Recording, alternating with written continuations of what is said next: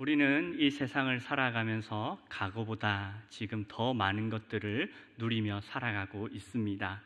우리가 살아가고 있는 거리가 새롭게 계속해서 변화되고 있죠. 이제 얼마 있지 않으면 코스트코도 들어오게 되고 또 아파트도 새롭게 들어오게 됩니다. 이렇게 새로운 건물들이 들어오게 되면 우리 교회가 감당해야 할 일들이 있는 줄 믿습니다. 전도한 일에 우리가 마음을 합쳐서 그 일들을 감당할 수 있기를 바랍니다. 우리가 주변이 이렇게 좋아지고 있고 많은 것들이 새롭게 생겨나고 있습니다. 가정에서도 마찬가지죠. 가정에서도 편리한 가정기기 또 물건들이 하나씩 둘씩 새롭게 생겨나고 있습니다. 이렇게 변해가는 모습을 보면서 우리는 이전보다 더 좋은 환경에서, 더 편리한 환경에서 이 땅을 살아가고 있다는 것을 알게 됩니다. 하지만 우리 인생에는 욕심에는 끝이 없습니다. 이전보다 더 많은 것들을 지금 누리고 있지만 현재의 삶에 만족하지 못한다는 겁니다. 더 많은 것들을 가지고 싶습니다. 더 편리하게, 더 안락하게 이 땅을 살아가고자 하는 그러한 마음들이 우리 가운데 있다는 것이죠. 이 세상의 풍요로움으로 또 부유함으로 우리의 마음을, 우리의 생각을 가득 채우고자 하는 그러한 마음들이 우리에게 있습니다. 그러나 이 세상의 것들은 우리에게 참된 만족과 기쁨, 그것을 허락하지 않는다는 겁니다. 그럼에도 불구하고 우리는 우리 자신을 도무지 채울 수 없는 이 세상의 것들로 여전히 채우고자 하는 그런 마음들이 우리에게 있다는 것이죠. 성경을 보면 데마라고 하는 사람이 등장합니다. 바울이 옥에 갇혔을 때에 누가와 함께 바울 곁을 지켰던 사람입니다. 그리고 바울로부터 동료로, 하나님의 일꾼으로 인정받은 사람이죠. 그런 그를 향하여 사도 바울이 디모데후서를 기록하면서 이런 이야기를 기록합니다. 디모데후서 4장 10절 말씀입니다. 데마는 이 세상을 사랑하여 나를 버리고 데살로니가로 갔고. 성경의 여러 것을 보면 데마를 이렇게 성경은 소개하고 있습니다. 예수님을 믿고 사도 바울을 잘 따랐던 사람, 복음을 위해서 살았던 사람으로 기록하고 있죠. 사도 바울이 쓴 골로새서와 빌레몬서를 보면 사도 바울이 각 교회에 문안 인사를 나누면서 데마의 이름을 기록하고 있습니다. 그런 데마가 사도 바울을 떠나 예수님을 떠나 데살로니가로 갔다는 겁니다. 그 당시 데살로니가는 고린도와 에베소 다음으로 큰 도시였습니다. 정치, 상업, 행정적으로 중심적인 역할을 했던 도시가 바로 데살로니가입니다. 살기 좋은 도시죠. 하지만 그와 동시에 이 세상의 기쁨, 이 세상의 즐거움이 가득한 곳이 데살로니가입니다. 성적으로 무질서하고 또 도덕적으로 부정한 행위들이 빈번하게 일어나는 도시가 바로 데살로니가입니다. 그런 곳을 데마가 예수님과 사울을 떠나 갔다는 겁니다. 데마가 세상으로 돌아간 이유에 대해서 성경은 간결하게 이야기해 주고 있습니다. 이 세상을 사랑하여. 다른 이유가 없습니다. 이 세상을 사랑하여 데마가 데살로니가로 돌아갔다는 겁니다. 이 세상을 사랑하여 그 데살로니가로 떠난 그 데마가 그곳에서 자신이 찾고 있던 기쁨과 즐거움, 참된 안식과 기쁨을 누리며 행복하게 살았을까요? 그것에서 자신이 찾고 있는 그 무엇인가를 발견하고 그것을 통해서 만족한 인생을 살았을까요? 성경은 그 결과에 대해서 우리에게 자세히 이야기해 주지 않습니다. 하지만 우리는 그렇지 못했다고 생각할 수 있죠. 아니, 그가 그것을 발견하지 못했다고 확신할 수 있습니다. 우리 삶이, 우리 인생이 그것을 증명하고 있죠. 우리가 이 세상을 붙들고 이 세상의 즐거움과 이 세상을 사랑하여 모든 것들을 붙들고 살았지만 여전히 참된 만족과 기쁨 가운데 살아가지 못하는 여전한 그 모습을 우리가 발견하고 있거든요. 이 세상은 우리에게 참된 만족도 기쁨도 즐거움도 주지 못합니다. 우리는 이것을 이미 경험했고 앞으로도 그것을 추구하며 살아가게 될 때에 경험하게 될 것입니다. 이 세상이 주는 부유함과 풍요로움은 우리로 하여금 결코 만족과 기쁨 가운데 인도하지 못한다는 것입니다. 그렇다면 우리가 어떻게 하면 이 세상 속에서 참된 만족과 기쁨을 누리며 이 땅을 살아갈 수 있을까요? 오늘 말씀을 통해서 함께 나눠보도록 하겠습니다. 골로새서 1장 9절 말씀입니다. 이로써 우리도 듣던 날부터 너희를 위하여 기도하기를 그치지 아니하고 구하노니 너희로 하여금 모든 신령한 지혜와 총명의 하나님의 뜻을 아는 것으로 채우게 하시고. 사도 바울이 우리에게 말하는 것이 있습니다. 하나님을 아는 것으로 너희를 가득 채우라는 겁니다. 하나님께서 우리를 부르신 목적이 있습니다. 우리를 이 땅에서 선택하셔서 부르신 분명한 목적이 있다는 것이죠. 그 목적이 하나님의 나라를 이루는 것임을 믿으시기 바랍니다. 하나님께서는 우리로 하여금 이 땅에서 하나님의 나라를 이루기를 바라십니다. 그 목적을 가지고 우리를 이 세상에서, 이 땅에서 부르셨고, 그리고 이 땅으로 우리를 보내신 것입니다. 우리는 그 보내신 곳에서 다양한 삶을 살아갑니다. 다양한 직종을 가지고 있고 다양한 삶의 터전을 가지고 이 땅을 살아가고 있습니다. 우리가 다양한 삶을 살아가고 있지만 우리의 삶의 본질적인 목적은 단 한 가지입니다. 하나님의 나라를 이루며 사는 것이죠. 그러기 위해서는 우리가 먼저 알아야 할 것이 있습니다. 하나님의 나라를 이루기 위해서는 우리가 먼저 하나님의 뜻이, 이 땅에서 하나님께서 간절히 소망하고 있는 그 뜻이 무엇인지를 알아야 한다는 것이죠. 우리가 일하는 목적이 있습니다. 우리 자녀들이 평생을 바쳐서 공부를 하는 그 목적도 있죠. 그 목적이 이 세상과는 달라야 합니다. 우리가 때로는 내가 원하는 것들, 내가 간절히 바라는 것들을 성취하기를 원하는 그러한 마음들을 가지고 있습니다. 그래서 그 목적을 가지고 하나님께 나아오는 것이죠. 하나님의 힘을 구하고 하나님의 능력을 구하고 하나님의 도우심을 간절히 바라면서 기도합니다. 교회에서 나와서 기도하는 큰 이유 중 하나죠. 우리 인생이 잘 풀렸으면 합니다.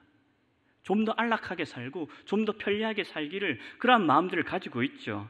그래서 나 자신을 위해서, 우리 남편을 위해서, 우리 아내를 위해서, 우리 사랑하는 자녀들을 위해서 주님 앞에 간절히 기도합니다. 하나님의 도우심을 바라면서 기도하는 것이죠. 지혜와 총명함을 허락해달라고, 좋은 직장과 또 좋은 성적을 거두게 해달라고, 그런 기도를 하나님께 드리는 겁니다. 하지만 우리가 드리는 기도가 단순히 우리의 풍요로움과 부유함을 목적해서는 안 된다는 겁니다. 우리의 지향점이 거기에 있어서는 안 된다는 것이죠. 물론 하나님께서는 하나님의 백성인 우리가 이 땅 가운데서 충만한 삶을 살아가길 바라십니다. 복된 삶, 풍요로운 삶, 하나님께 주시는 그 은혜의 삶을 그 누구보다도 하나님께서 간절히 바라고 계십니다. 그래서 하나님께서 우리에게 이 모든 것들을 더하여 주신 것 아니겠습니까? 하지만 하나님께서 우리가 누리고 있는 이 모든 것들을 우리 자신을 위해서, 우리 자신만을 위해서 주신 것이 아니라는 겁니다. 하나님께서 우리에게 지혜를 주시고 능력을 주시고 은사를 주신 분명한 목적이 있습니다. 이 세상 가운데서 하나님의 뜻을 이루며 살아가라고, 하나님의 뜻을 이루며 하나님의 나라를 이 땅 가운데 이루며 살아가라고 하나님께서 이 모든 것들을 우리에게 더하여 주신 겁니다. 제가 이렇게 말한다고 해서, 그렇다고 해서 나 자신을 위해서 그리고 우리 가정을 위해서 기도하지 말라는 것이 아닙니다. 최소 단위의 기도를 하지 말라는 거예요. 우리 가정, 나 자신을 위한 최소 단위의 기도가 아니라 우리 가정과 나 자신이라고 하는 그러한 울타리를 넘어서서 기도의 지경이 넓혀져야 한다는 겁니다.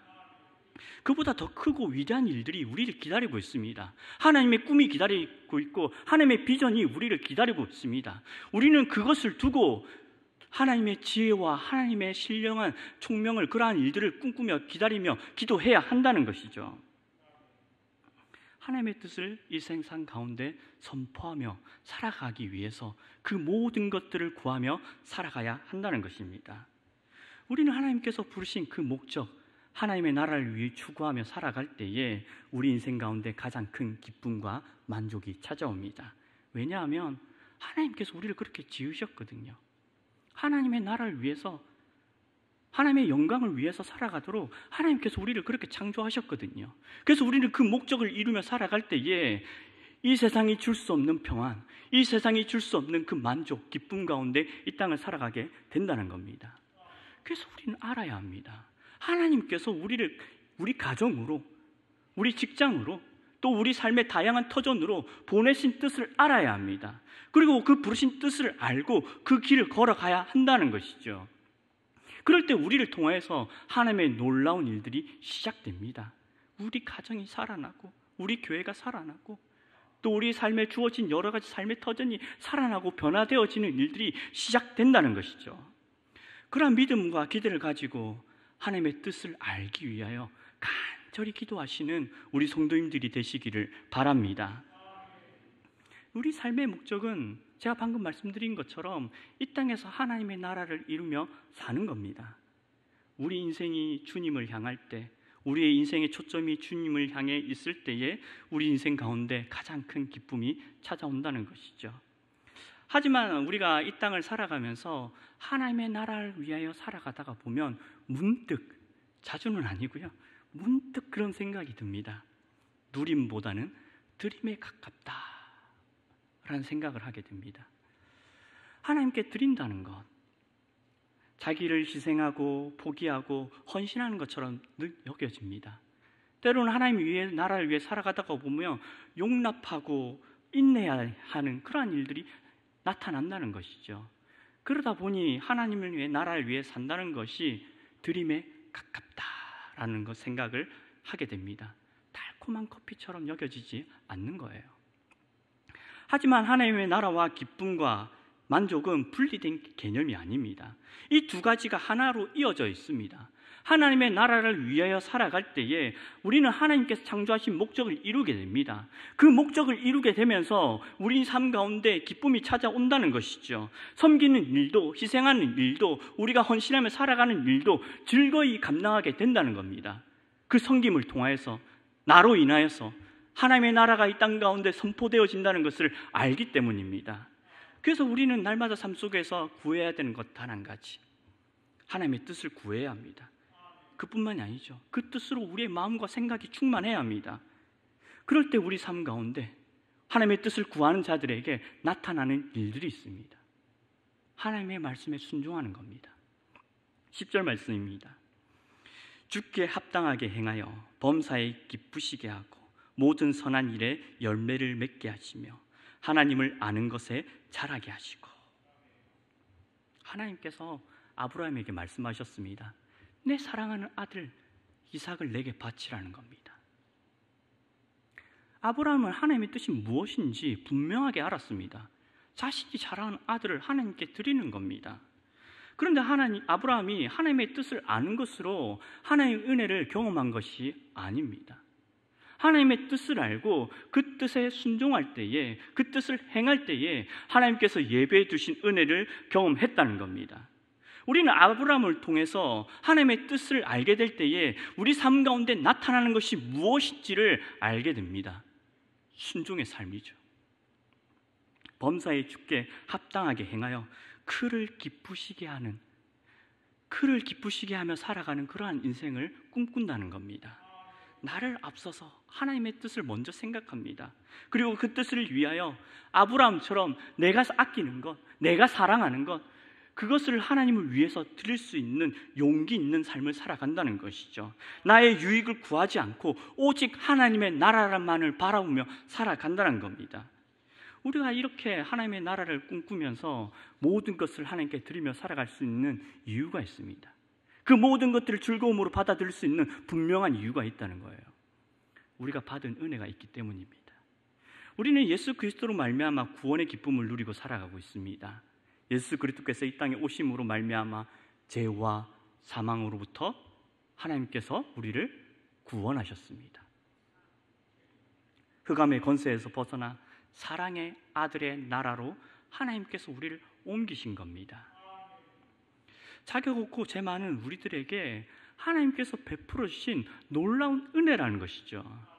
그 은혜가 우리와 같은 죄인들에게, 자격 없는 자들에게 주어졌다는 것이 얼마나 감사하고 감격스러운 일입니까? 우리가 그 은혜를 안다면 하나님의 나라를 위하여 살게 됩니다. 하나님의 영광을 위하여 그분을 기쁘시게 하기 위하여 이 땅을 살아가게 된다는 겁니다. 더 이상 나 자신의 유익을 위하여, 나의 욕심을 채우기 위하여, 나의 어떠함을 추구하며 살아가기 위하여 그것을 꿈꾸고 실행하는 삶을 살아가지 않는다는 것이죠. 오히려 많은 사람의 유익을 위하여, 그리고 그들로 하여금 하나님의 생명의 복음인 그 복음을 받아들일 수 있도록 그들을 구원하는 일에 우리의 시간과 물질과 우리의 모든 것들을 드리며 살아가게 된다는 겁니다. 이것이 복음의 능력입니다. 주께 합당한 삶을 사는 것이죠. 우리 모두가 주께 합당한 삶, 이러한 삶을 살아가기 위해서는 우리가 누려야 하는 것이 있습니다. 분명히 알고 누려야 하는 것이 있습니다. 바로 구원의 기쁨입니다. 우리가 구원받았다는 것에 기쁨이 없다면 주께 합당한 삶을 살아갈 수가 없습니다. 하나님께서 우리를 어떠한 자에서, 어떠한 수렁에서 우리를 구원하셨는지, 우리를 건져내셨는지 그것을 알지 못하는데 어떻게 이 세상의 즐거움과 나의 유익과 나의 즐거움을 다 마다하고 다 제쳐두고 하나님의 나라를 위하여 살아갈 수 있겠습니까? 하나님께서 우리를 얼마나 엄청난 죄에서, 비참한 죄에서 구원하셨는지를 알아야 합니다.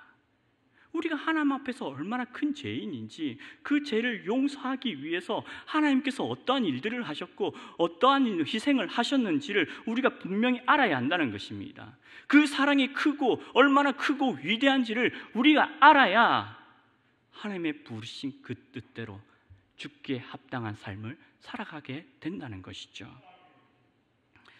하나님께서 우리를 부르신 분명한 목적이 있습니다. 그 목적을 위해서 하나님께서 우리에게 베풀어 주신 은혜가 있다는 겁니다. 예수님께서는 우리를 위하여 자기의 모두를 내려놓으셨습니다. 죽기까지 하신 것이죠.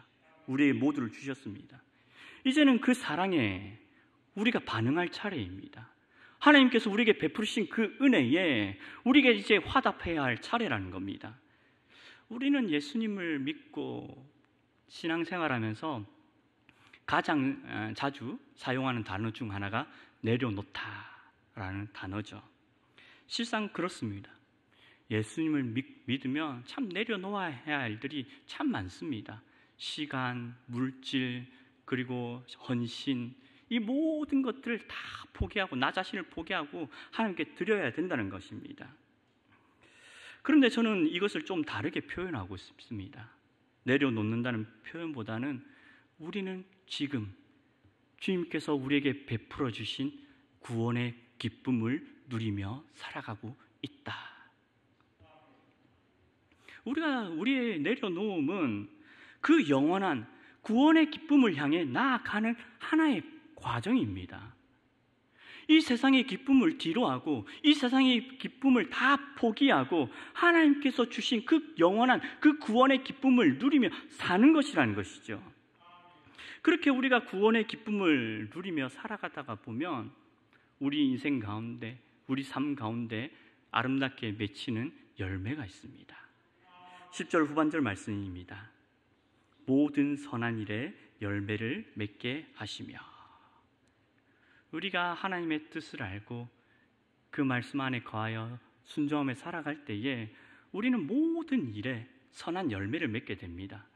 하나님께서 그 무엇보다도 우리에게 바라시는 일이죠.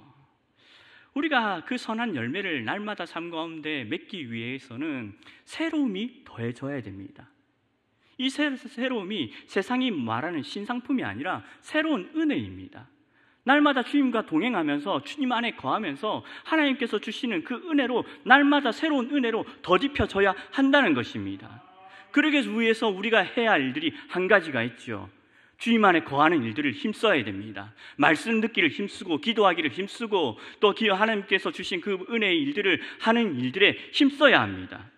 그럴 때 우리는 모든 일에 선한 열매를 맺게 된다는 겁니다. 그 무엇보다 또 그 본질적인 일에 한 가지가 주님 안에 거하는 겁니다. 주님 안에 거할 때 이 모든 은혜의 역사가 우리 삶 가운데 나타날 줄로 믿습니다. 요한복음 15장 5절 말씀입니다. 나는 포도나무요 너희는 가지라. 그가 내 안에 내가 그 안에 거하면 사람이 열매를 많이 맺나니 나를 떠나서는 너희가 아무것도 할 수 없음이라. 예수님께서 제자들에게 말씀하셨습니다. 나는 포도나무요 너희는 가지라. 포도나무의 열매는 가지에서 맺히게 됩니다. 가지에서 맺힌다고 해서 가지가 스스로 열매를 맺을 수 있는 것은 아닙니다. 뿌리로부터 몸통으로부터 영양분을 제대로 공급을 받아야지만 그 가지에서 열매가 맺히게 되는 거죠. 예수님께서는 이 포도나무의 비유를 통해서 우리가 어떻게 선한 열매를 맺을 수 있는가를 보여주십니다. 우리가 선한 열매를 맺기 위해서는 하나님 안에 거해야 합니다. 주님께서 주시는 영양분으로, 주님께서 허락하신 그 말씀으로 충만한 삶을 살아가야 한다는 것이죠. 우리의 생각과 마음이 하나님을 아는 것으로 가득 차 있어야 합니다. 하지만 우리 마음속에는 하나님이 온전히 자리에 있지 않죠. 하나님이 아니라 내 생각, 내 욕망, 내 욕심, 이러한 것들로 가득 채워져 있습니다. 우리가 주님 안에 거하려면 이 모든 것들 다 벗어버려야 됩니다. 다 벗어버리고 하나님께서 바라시는 것들로 우리의 생각과 우리의 마음과 우리의 모든 것들을 채우는 일들에 힘써야 한다는 겁니다. 그렇지 않으면 하나님께서 바라시는 그 선한 열매를, 모든 일에 선한 열매를 맺으며 살아갈 수 없다는 것입니다. 예수님께서 분명히 말씀하셨습니다. 나를 떠나서는 너희가 아무것도 할 수 없다는 겁니다. 우리는 하나님을 떠나서는 그 어떤 선한 일에 열매를 맺을 수가 없습니다. 그래서 우리는 주 안에 거해야 합니다.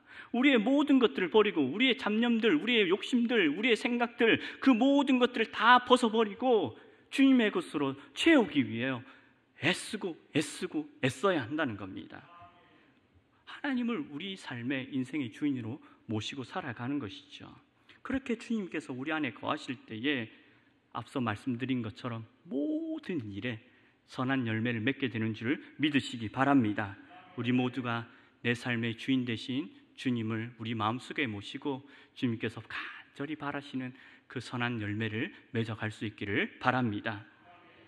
우리가 선한 일에 열매를 맺을 수 있다는 것이 얼마나 감사한 일입니까? 우리 인생에 아마도 가장 큰 기쁨일 것 같습니다. 하지만 그 열매를 맺어가는 그 여정들이, 삶의 여정들이 호락호락하지 않다는 겁니다. 그 열매를 맺기 위해서 견디고 오래 참아야 하는 일들이, 그 수많은 일들이 우리 미래에 그리고 우리 과거에 있었던 것이죠. 이 세상은 하나님을 원하지 않습니다. 선한 일도 기대하지 않고 꿈꾸지 않습니다. 오히려 이 세상은 선한 일을 꿈꾸고 그것을 바라고 있는 우리들을 가만히 두지 않습니다. 하나님의 뜻을 구하고 주 안에 거하려고 하는 우리를 가만두지 않는다는 겁니다. 그 말씀을 따라 살아가고자 할 때마다 우리 삶 가운데, 우리 인생 가운데 찾아오는 일들이 있습니다. 고난입니다. 사도 바울 또한 예수님의 말씀을 이 세상 가운데 전하다가 수없이 맞기도 하고 옥에 갇히기도 했습니다. 감옥에 갇힌 사도 바울이 자신의 아들과 같이 생각한 디모데에게 이런 글을 썼습니다. 디모데후서 1장 8절 말씀입니다. 그러므로 너는 내가 우리 주를 증언함과 또는 주를 위하여 갇힌 자 된 나를 부끄러워하지 말고 오직 하나님의 능력을 따라 복음과 함께 고난을 받으라. 이 세상의 어둠의 주관자들은 우리를 가만히 두지 않습니다. 하나님과 우리가 화목하게 지내도록 가만히 두지 않는다는 거예요. 끊임없이 하나님과 우리 사이를 갈라놓습니다. 여러 가지 방법으로 하나님과 우리 사이에 틈을 만들기 위해서 호시탐탐 기회를 엿보고 있다는 겁니다. 그 방법 중에 하나가, 그 도구가 고난입니다. 우리 인생 가운데 견디고 오래 참아야 하는 그러한 일들이 펼쳐지는 거예요. 그런 고난 중에 있는 우리들에게 사도 바울이 이렇게 외칩니다. 복음과 함께 고난을 받으라는 겁니다. 복음과 함께 지금 당면에 있는 너희 삶 가운데 주어져 있는 그 고난을 힘써 이겨나가라고 우리에게 말씀하고 있는 겁니다. 이런 고난만 찾아와도 너무 힘겹잖아요. 너무 힘들잖아요. 그런데 또 우리를 힘겹게 하는 것이 있습니다. 힘겹다기보다는 어떤 면에서는 우리가 사모하는 일들 중에 하나이지 않을까, 그런 생각도 듭니다. 우리는 나 자신과의 싸움을 해야 합니다. 왜냐하면 우리 삶 가운데는, 우리 마음 가운데는 욕망이 있거든요. 그래서 이 욕망과 치열하게 싸우는 일들이 있어야 한다는 겁니다. 이 세상을 사랑하여 떠나간 데마와 같이 이 세상을 사랑하고자 하는, 이 세상을 여전히 사랑하고 있는 옛 사람이 우리 안에 거하고 있다는 것이죠. 그때마다 우리는 절제하고 인내하고 오래 참고 견뎌야 하는 일들이 우리 인생 가운데 펼쳐지게 됩니다. 성경을 보면 오래 참고 견뎌야 하는 이 수많은 이야기들을 반복해서 이야기하고 있습니다. 베드로후서 1장 5절에서 7절 말씀입니다. 그러므로 너희가 더욱 힘써 너희 믿음의 덕을, 덕의 지식을, 지식의 절제를, 절제의 인내를, 인내의 경건을, 경건의 형제 우애를, 형제 우애의 사랑을 더하라. 우리가 이 말씀을 보면서 깨닫는 것이 있습니다. 하나님의 나라를 추구하며 살아간다는 것이 참 쉽지 않구나. 하나님께서 기뻐하신 열매를 맺어가는 그 과정들이 참 쉽지 않구나라는 것을 깨닫게 됩니다. 이 말씀을 보면 오래 참아야 되는 일들, 견뎌야 되는 일들, 인내해야 되는 일들, 절제해야 되는 일들이 가득하거든요. 첫째로는 이 세상이 예수님을 미워합니다. 예수 그리스도를 거부한다는 거예요. 그리고 그를 따르는 자들을 미워한다는 것이죠. 그래서 고난이 우리 삶 가운데 찾아옵니다. 또 두 번째로는 우리 마음에 하나님을 사랑하는 마음도 있지만, 제가 아까 말씀드린 것처럼 또 한켠에는 데마와 같이 이 세상을 사랑하는 마음이 있다는 거예요. 그래서 인내하고 절제해야 한다는 것입니다. 이렇게 우리를 안팎으로 유혹하고 힘들게 하는 일들이 우리 삶 가운데 산적해 있다는 겁니다. 요소들이 있다는 것이죠. 그래서 우리가 이 세상 속에서 그리스도인답게 살아간다는 것이 쉽고 가벼운 일들만은 아닙니다. 그래서 성경은 우리에게 이야기하고 있죠. 그 길은 좁고 협착하다라고 이야기합니다. 하지만 우리에게는 그 좁고 협착한 길을 걸어갈 수 있는 힘과 능력이 있는 줄 믿으시기 바랍니다. 골로새서 1장 11절 말씀입니다. 그의 영광의 힘을 따라 모든 능력으로 능하게 하시며 기쁨으로 모든 견딤과 오래 참음에 이르게 하시고. 사도 바울은 기쁨으로 모든 견딤과 오래 참음에 이르게 한다라고 말합니다. 참 이상하죠. 견딤과 오래 참음, 이것은 기쁨과는 유사한 단어가 아닙니다. 유사한 뜻을 가진 단어도 아니고 유사한 의미를 가진 그러한 단어도 아닙니다. 그런데 사도 바울은 이 두 가지를 묶어서 이야기하고 있다는 것이죠. 이 두 가지 단어가 서로 엮일 수가 없는데 사도 바울은 이 두 가지를 엮어서 이야기를 하고 있습니다. 기쁨으로 모든 견딤과 오래 참음에 이르게 한다는 겁니다. 우리가 이 세상을 살아가다가 보면, 그리스도인으로 살아가다가 보면 당면하게 되는 여러 가지 어려움들이 있습니다. 그럼에도 불구하고 사도 바울은 우리에게 분명하게 이야기하고 있죠. 기쁨이 있다는 겁니다. 어떤 문제가 해결이 되고 어떤 문제가 잘 되어져서 기쁨을 누리는 것이 아닙니다. 여전히 해결되지 않는 그 고난 속에서도 기쁨을 누릴 수 있다는 것이죠. 이 이야기를 성경 곳곳에서 우리에게 계속해서 성경은 반복해서 이야기해 주고 있습니다. 기뻐하고 기뻐하고 기뻐하라. 항상 기뻐하라. 빌립보서를 보면 사도 바울이 그렇게 이야기를 하고 있죠. 참 신기한 일입니다. 고난이 있고 역경이 있고 넘을 수 없는 산이 우리 삶을, 우리 인생을 가로막고 있는데 어떻게 그것을 바라보면서 기뻐할 수 있는가 하는 겁니다. 우리가 그러한 어려움이 있음에도 불구하고 성경은 분명하게 그 속에서도 기뻐할 수 있다라고 이야기합니다. 골로새서 1장 11절 상반절 말씀을 다시 한번 보도록 하겠습니다. 그의 영광의 힘을 따라 모든 능력으로 능하게 하시며. 우리가 모든 견딤과 오래 참아야 하는 그 상황 속에서도 기뻐할 수 있는 이유입니다.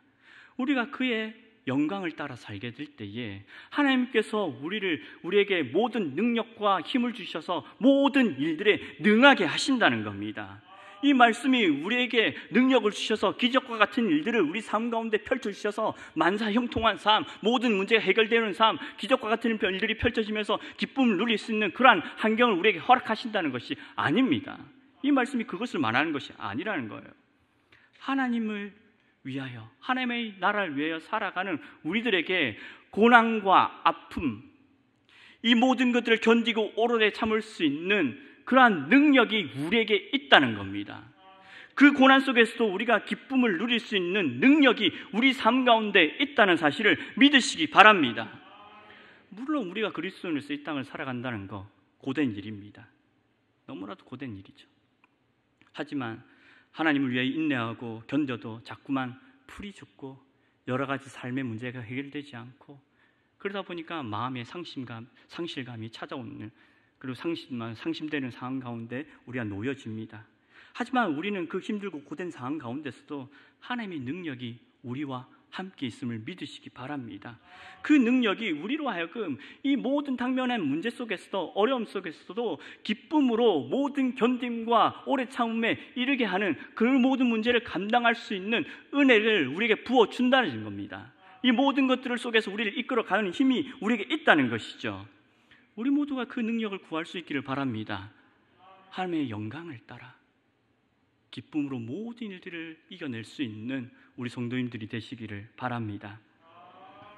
마지막으로 지금은 우리가 견디고 오래 참아야 하는 일들이 있습니다. 하지만 그와 동시에 우리가 견뎌야 되는 일들도 있지만 그와 동시에 우리가 누리게 되는 은혜가 있다는 것입니다.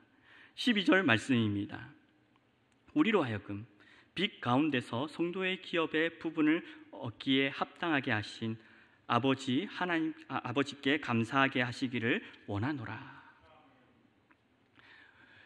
우리 말씀을 요약하면 그렇습니다. 우리가 하나님의 말씀을 알고 주님 안에 거할 때에 그 뜻에 순종하게 됩니다. 주께 합당한 삶을 살아가게 되는 것이죠. 그러다 보면 견디고 오래 참아야 되는 참 일들이 많습니다. 하지만 그 고난이 찾아올 때에 우리 인생 가운데 확증되는 사실이 있다라고 성경은 이야기하고 있습니다. 바로 우리가 성도의 기업을 얻기에 합당한 자들이 되었다는 겁니다. 우리는 사실 성도의 기업을 이룰 만한, 빛 가운데서 그 모든 기업을 이룰 만한 자격과 능력을 갖춘 사람들이 아닙니다. 예수 그리스도의 죽으심을 통해서 우리는 그 은혜를 얻게 된 것이죠.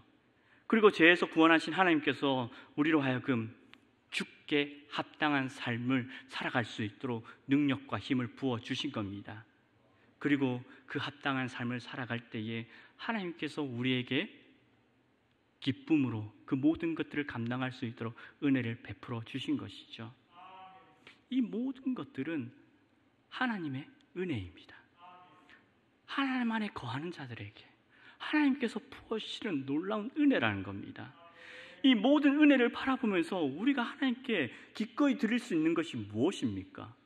즐거이 주님께 감사하는 삶, 그러한 삶이 아니겠습니까? 성도의 기업을 얻기에 합당하게 하신 그 하나님께 감사의 삶으로 영광 올려드리지 않겠습니까? 우리 삶 가운데 환난이 찾아오고 두려움이 찾아오고 어떤 일들이 우리를 하여금 가로막는다 할지라도 그 일을 바라보면서 즐거이 감당할 수 있는 은혜가 여기에 있는 것 아니겠습니까? 우리 모두가 그 감사한 마음을 가질 수 있기를 바랍니다. 주님께서 우리에게 주신 그 은혜를 바라보면서 우리에게 주어진 인생 속에서 우리가 해야 할 일들을 감당해야 합니다. 하나님을 예배하는 일, 하나님을 알아가는 일, 그리고 하나님 안에 거하면서 하나님 말씀에 순종함으로 정말로 하나님께서 하나님 보시기에 합당한 삶을 살아가는 그 일들을 꿈꾸고 소망한 자들이 되어야 한다는 것이죠. 그렇게 우리가 주님께서 주신 은혜 속에서 주께 합당한 삶을 살아갈 때에 우리는 주님께서 기대하시는 선한 열매를 맺게 될 줄로 믿습니다. 우리 모두가 주님 안에 거하여 합당한 삶으로 모든 일에 선한 열매를 맺어갈 수 있기를 주님의 이름으로 축복합니다. 기도하겠습니다.